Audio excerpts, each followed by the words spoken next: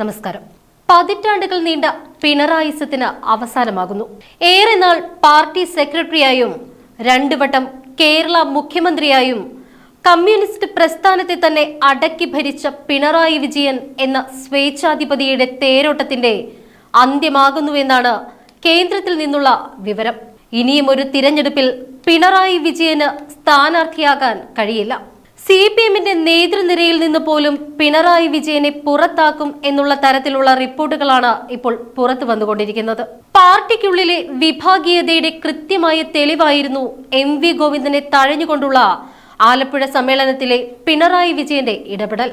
അണികൾക്കിടയിൽ പോലും പിണറായി വിജയനെതിരെ പ്രതികൂല തരംഗം സൃഷ്ടിക്കപ്പെട്ട് കഴിഞ്ഞിരിക്കുകയാണിപ്പോൾ. പിണറായി വിജയന്റെ ദുർഭരണത്തിനെതിരെ അണികൾ തന്നെ ഇപ്പോൾ പരാതിക്കെട്ടുകൾ അഴിച്ചുവെക്കുകയാണ്. പ്രായപരിധി ചൂണ്ടിക്കാട്ടിക്കൊണ്ട് പിണറായി വിജയനെ ഒഴിവാക്കണമെന്നാണ് ബഹുഭൂരിപക്ഷത്തിന്റെയും അഭിപ്രായം. ഈ ഭരണകാലാവധി തികയ്ക്കും വരേക്കും പിണറായി വിജയൻ തുടരുമെങ്കിലും 2026 തിരഞ്ഞെടുപ്പിൽ പിണറായി വിജയൻ മത്സരിക്കില്ല. എന്നാൽ അടുത്ത നിയമസഭാ തിരഞ്ഞെടുപ്പിൽ പ്രചരണമൊക്കെ മുന്നിൽ നിന്നും നയിക്കുന്നത് പിണറായി വിജയൻ തന്നെയായിരിക്കും. ഹാട്രിക് വിജയം നേടിയാൽ അത് പിണറായിയുടെ വിജയമായി മുദ്ര കുത്തപ്പെടും. എന്നാൽ പിണറായി വിജയൻ ഇനി രാഷ്ട്രീയ വനവാസത്തിലായിരിക്കും എന്ന തീരുമാനത്തിൽ മാറ്റമുണ്ടാകില്ല.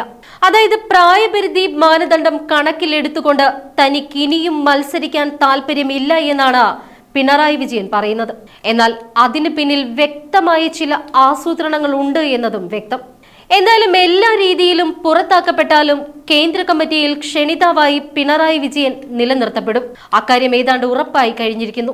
മുഖ്യമന്ത്രി പദം ഒഴിയും വരേക്കും കേരള ഘടകത്തിലെ സംസ്ഥാന സെക്രട്ടേറിയറ്റിലും സംസ്ഥാന കമ്മിറ്റിയിലും പിണറായി വിജയനെ ക്ഷണിതാവായി നിലനിർത്തും.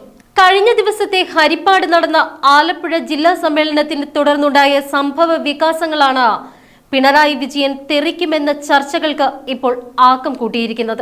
ജില്ലാ സമ്മേളനത്തിൽ ആദ്യ അവസാനം പങ്കെടുത്ത പിണറായി വിജയൻ ചർച്ചകളോടും വിമർശനങ്ങളോടും പ്രതികരിച്ചുകൊണ്ട് നടത്തിയ പ്രസംഗം വിടവാങ്ങൽ പ്രസംഗത്തിന് സമാനമായിരുന്നു എന്നാണ് അണികൾക്കിടയിൽ നിന്നും ഉയരുന്ന സൂചന.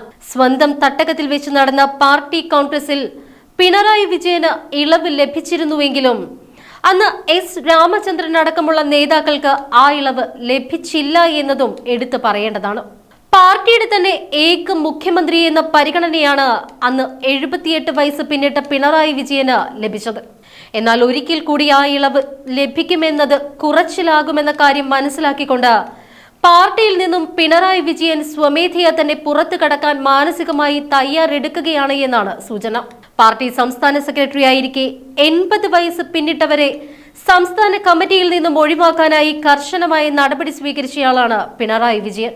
മാത്രമല്ല 80 വയസ്സാകാത്ത പീരപ്പൻകോട് മുരളിയെ പോലുള്ള അനഭിമതരായ നേതാക്കളെ പോലും പ്രായത്തിന്റെ പേരിൽ മാറ്റി നിർത്തിയ ആളാണ് പിണറായി വിജയൻ.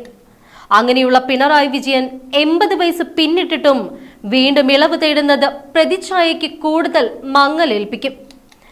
ഇതൊക്കെയാണ് പിണറായി വിജയന്റെ പടിയിറക്കത്തിന് കാരണമെന്നാണ് വെയ്പ്പ്. എന്നാൽ ഇതൊന്നുമല്ല കാരണം. യഥാർത്ഥത്തിൽ കാരണം നടന്ന സമ്മേളനങ്ങളിലെല്ലാം തന്നെ പിണറായി വിജയന് നേരിടേണ്ടി വന്ന രൂക്ഷ വിമർശനങ്ങൾ തന്നെയാണ്. ഇത്രയും നാൾ പിണറായിക്കൊരു എതിർ ശബ്ദമില്ലാതിരുന്ന പാർട്ടിയിൽ ഇപ്പോൾ സഖാക്കൾ തന്നെ കൂട്ടത്തോടെ മുഖ്യമന്ത്രിയെ പഴി പറഞ്ഞു തുടങ്ങിയിരിക്കുന്നു.